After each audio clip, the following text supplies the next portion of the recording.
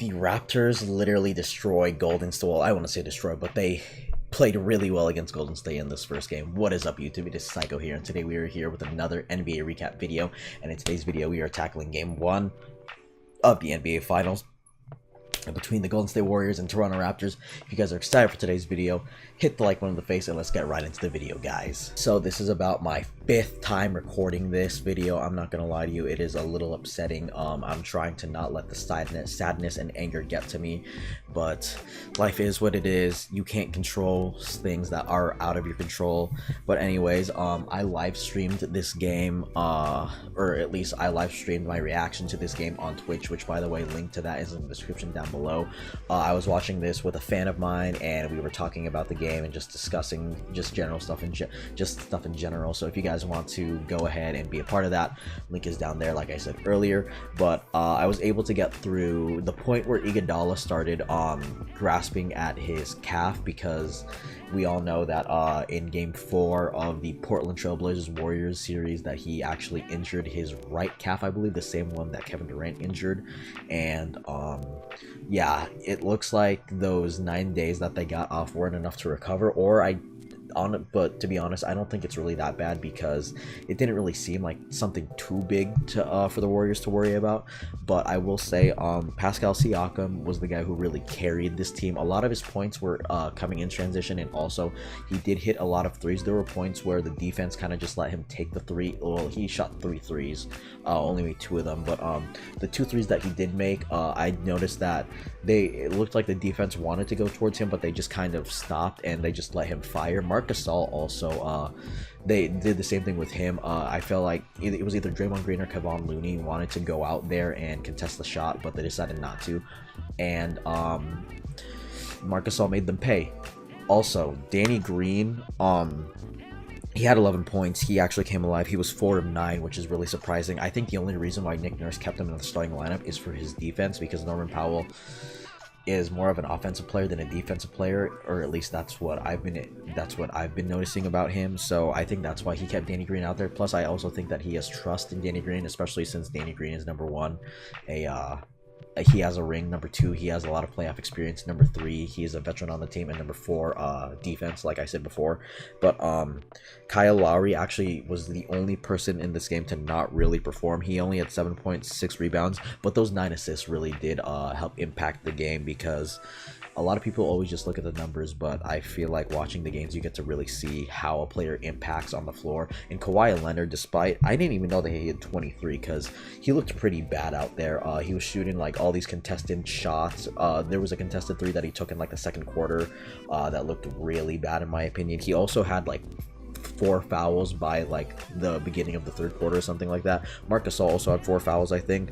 Oh no, Kawhi had 3 fouls. Marc Gasol fouled out. Okay, yeah, he fouled out at the end of the game, because I remember him walking towards the bench. It didn't even matter, because the game was over at that point. The Warriors didn't even lose by single digits, and Drake is calling this team trash, which I don't think they're trash, especially if he was calling Draymond trash, just because Draymond has been such a solid and valuable player to the Warriors.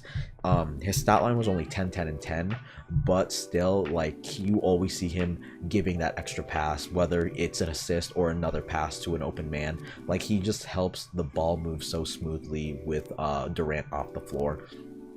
DeMarcus Cousins did come back in this game. He played 8 minutes. He is the first John Calipari coached player from Kentucky to make it to the NBA Finals, but he played atrocious. He was just really bad. He only played like less than 10 minutes. He played he played 8 minutes and 3 seconds, and he had 3 points, all of which were from free throws. He just did not perform very good. And I remember during my stream, the fan that I was talking with, Jay, shout out to Jay, he was literally saying that they need to run pick and roll with Clay and Cousins, and I think that's a really good idea, because either way, if you run the pick and roll with either of those two, it can leave one of them open or get one of them to the basket. And that's what they're really good at, because they can score from the basket or they can score from the outside. I do know that Cousins did take a 3, and I mean, he didn't make it because his only points came from free throws. Also, Sean Livingston is getting old, my friends. Like, he just doesn't look like he has it anymore. This might be his last season, because it really looks like he is on his last legs, or he is on his last leg at this point.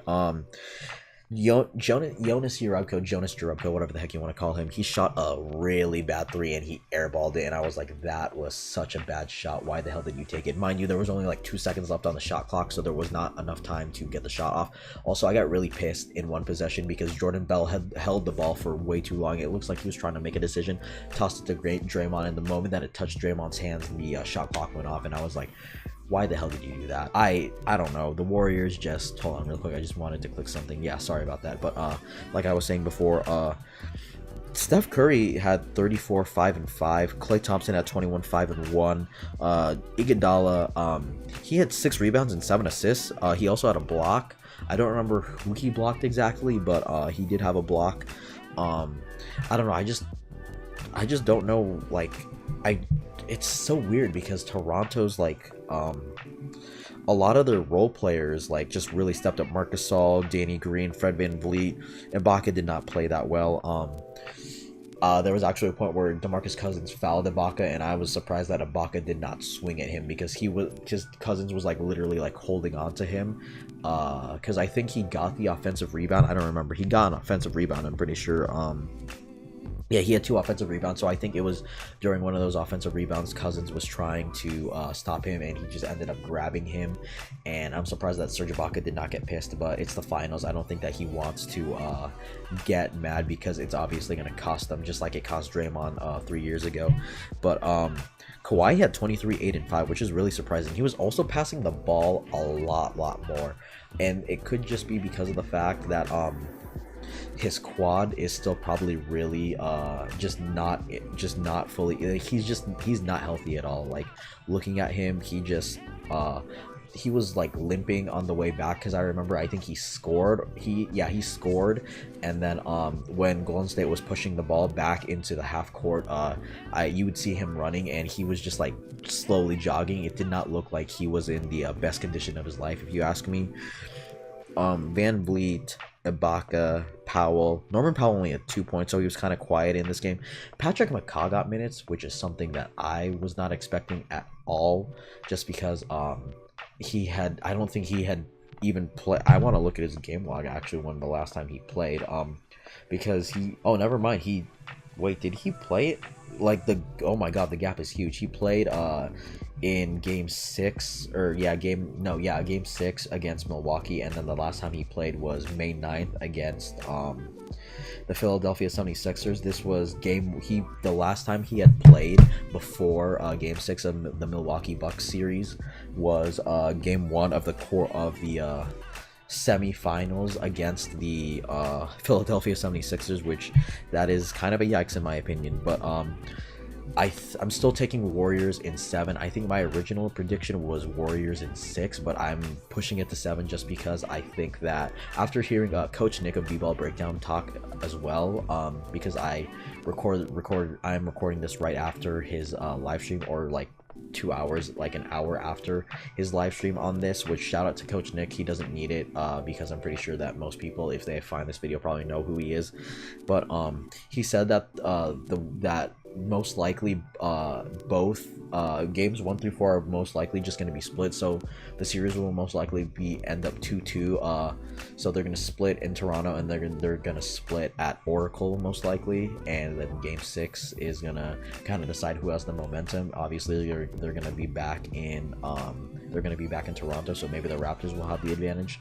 And also, I think one last thing that I have to talk about in this video is Kevin Durant, his status, because they said he's not going to practice in game 2, so the possibility of game 3 is there, but at the same time I'm very unsure what it's going to be like for him to play, because he's probably not in shape since he's been injured for so long, and I don't think he hasn't participated in basketball activities since he injured that quad in the second round, game 5 of the second round, which is kind of scary.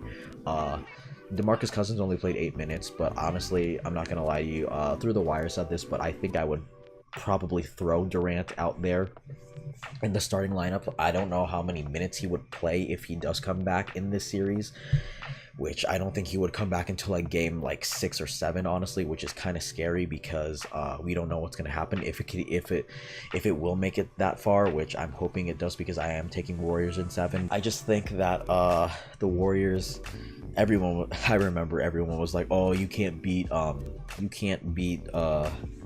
it's like the Warriors are better without Durant, which I still think they are because they didn't even lose by single digits in this game.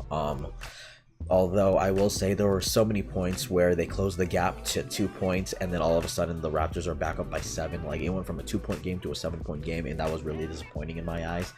But I don't know. We'll see how things turn out. I'm really hoping that that things split. I'm not really like, I only want to see the war. Like, I don't even know who I really want to see win this series. Just because it's not the Lakers, so I don't really care.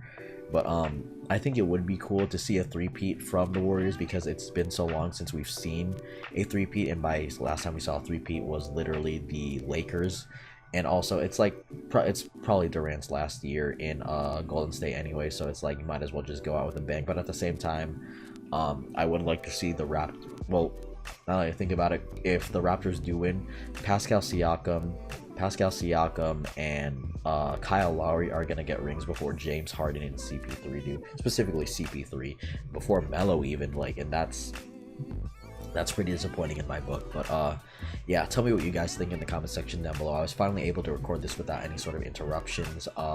Thank you guys for watching. I hope you guys enjoyed the video. Link to my Twitch is down there in the description. I will be live streaming game 2, or at least my reaction to game 2, so you guys can go on down and chat with me and just talk basketball with me. And yeah, I will catch you guys in the next video. Bye guys.